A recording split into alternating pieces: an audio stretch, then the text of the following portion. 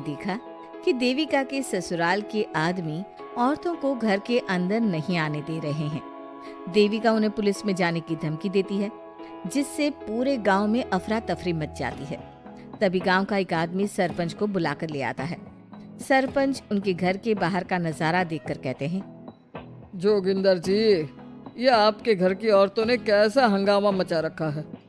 आपका घर तो संस्कारों की मिसाल था, लेकिन ये मैं क्या देख रहा हूँ, आपके घर की किसी औरत ने घूंघट नहीं कर रखा। अब सरपंच जी, हमारे घर की औरतों को इस देविका ने बहकाया है।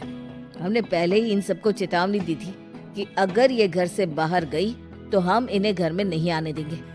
अब ये देविका हमें धमकी दे रही है कि पुलिस को बुलाएगी। क्या पुलिस? इस गांव का बरसों पुराना इतिहास रहा है। इस गांव में कभी पुलिस नहीं आई। गांव के सभी फैसले हमने मिलजुल कर किए हैं। जोगिंदर, तुम्हारे घर का फैसला पंचायत करेगी। सरपंच जी, आपने ठीक कहा। पंचायत दोनों तरफ की बातें सुने और जो भी फैसला पंचायत करेगी वो हमें मंजूर होगा। तो ठीक है, आज दोपहर को सभी गांव की चौपाल पर इकट्ठा होंगे और वहीं तुम्हारे घर का फैसला होगा। सरपंच वहां से चला जाता है।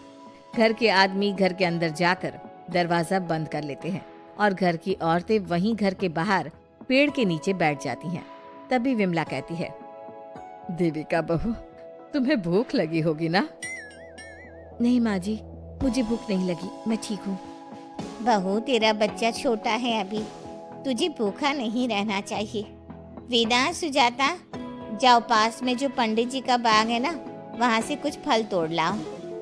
वीना और सुजाता पास के बगीचे से खूब सारे फल तोड़ कर ले आती हैं। सभी औरतें फल खाती हैं। तभी देविका कहती है, आप सब घर से बाहर निकले, घूंघट उतार दिया तो इन मर्दों की इज्जत चलेगी, लेकिन हम सब घर के बाहर भूखे प्यासे बैठे हैं। इस बात पर इन अहंकारी मर्दों को शर्म क्यों नहीं आ रही? हाँ देविका, तुम ठीक कह रही हो। अगर हम मर भी जाए ना, तब भी इन मर्दों के लिए इनके बनाए गए नियम कानून ही अहम रहेंगे, हम नहीं। सुजाता भाभी, मुझे तो सबसे ज्यादा सचिन पर गुस्सा आ रहा है। उसने मुझसे लव मैरिज की थी, क्या क्या वादे किए थे कि मेरा साथ कभी नहीं छोड़ेगा, और आज उसने मेरा साथ छोड़ दिया। अपने बच्चे को एक बार भी नहीं देखा उसने। देविका, वो शुरू से ही ना डरपोक रहा है, लेकिन इन सारी बातों को छोड़ो। मुझे तो इस बात की चिंता हो रही है कि पंचायत में न जाने क्या फैसला होगा। पता नहीं वो इंसाफ करेंगे भी या नहीं।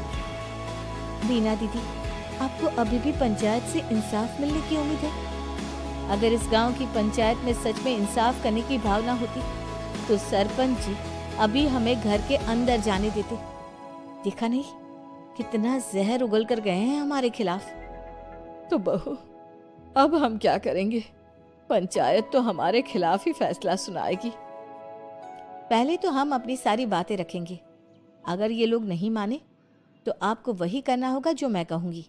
लेकिन एक बात आप याद रखना, किसी भी सूरत में हम झुकेंगे नहीं, क्योंकि हम सही हैं। देविका सभी औरतों को समझा रही थी। तभी वहां एक गांव वाला आता है। आप सभी को पंचायत में बुलाया है। उस गांव वाले की बात सुनकर सभी औरतें पंचायत में पहुंचती हैं। वो देखती हैं कि उस पंचायत में सारा गांव इकट्ठा हो गया है। बहुत सारी औरतें लंबे लंबे घूंघट करके वहां आई हुई हैं। तभी पंचायत की कार्यवाही शुरू की गई और घर के आदमियों से पूछा गया कि वो घर की औरतों को घर में क्यों नहीं रखना चाहते। हमारे घर की औरतें ना तो घूंघट उतारती है और ना ही किसी डॉक्टर से इलाज करवाती है, और हमारे मना करने के बाद भी इन सब ने घर से बाहर कदम रखा, हमसे ऊंची आवाज में बात की। हमने इन सबको चेतावनी भी दी, लेकिन इन्होंने हमारी बात नहीं सुनी। अब ये सभी औरतें हमारे घर में नहीं रह सकती। अब औरतें अपना पक्ष रखें। ये कानून की किस किताब में लिखा है कि औरतों को घूंघट करना चाहिए? और अगर मेरे ससुराल की औरतें मुझे डॉक्टर के पास ना लेकर जाती तो ना मेरा बच्चा जिंदा बचता और ना ही मैं। लेकिन दाई अम्बा से हम इलाज करवा रहे थे ना। दाई अम्मा को कुछ समझ में नहीं आ रहा था। देविका का इलाज दाई अम्मा के बस की बात नहीं थी। काफी देर तक दोनों पक्षों में बहस चलती रही। दोनों एक दूसरे पर आरोप प्रत्यारोप लगाते रहे, लेकिन दोनों पक्षों की बात सुनने के बाद पंचायत ने जो फैसला लिया उसके लिए तो देविका पहले से ही तैयार थी। दोनों पक्षों की बात सुनने के बाद पंचायत ने यह फैसला किया है कि सारी गलती महिलाओं की है। अगर वो अपने अपने पतियों से माफी मांग लेती है और वादा करती है कि भविष्य में कभी ऐसी गलती नहीं दोहराएंगी तो वो घर के अंदर प्रवेश कर सकती हैं। हमें पंचायत का फैसला मंजूर नहीं है। हमने कोई गलती नहीं की जो हम माफी मांगे। और किस बात का वादा करें हम? हमने देविका की जान बचाई है, तो आप हमसे भविष्य में किसी की जान न बचाने का वादा ले रहे हैं क्या?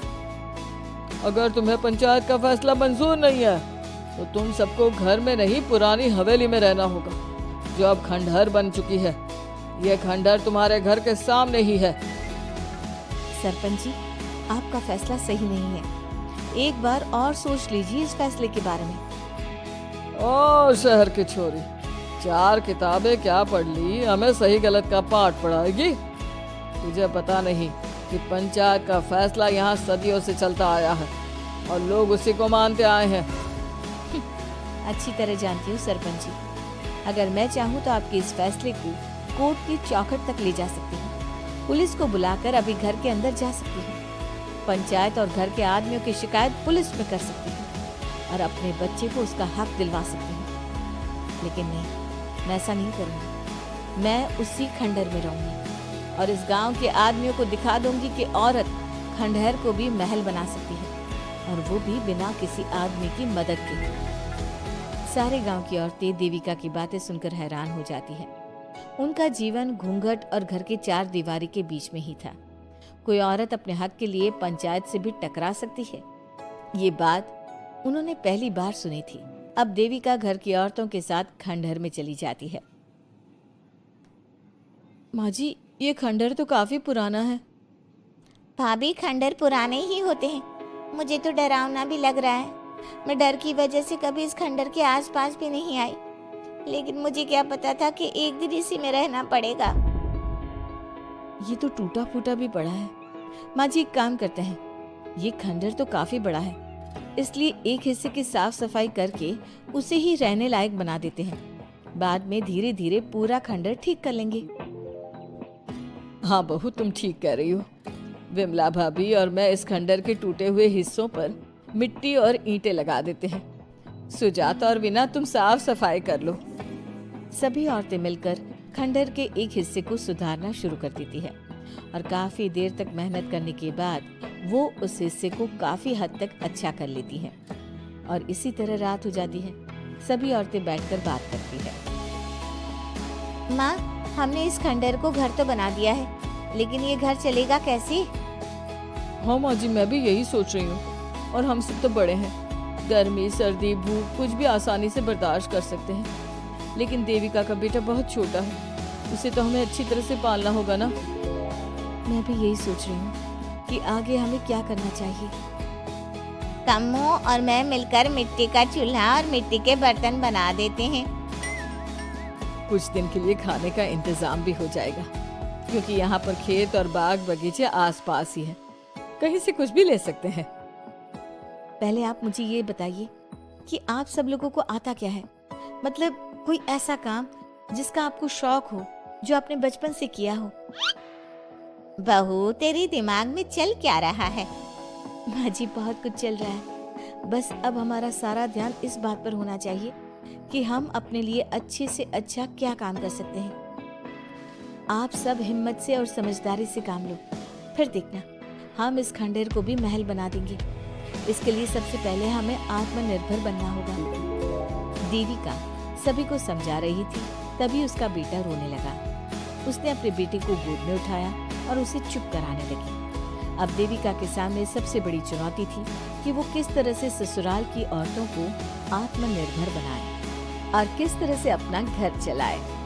हमारे प्यारे दर्शकों, अब आप बताइए, देविका और घर की सभी औरतों ने अपने पतियों से माफी ना मांगकर सही किया या गलत?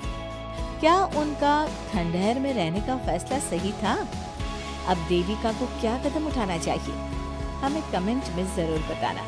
हमारी कहानी को लाइक, शेयर और चैनल को सब्सक्राइब करना मत भूलना।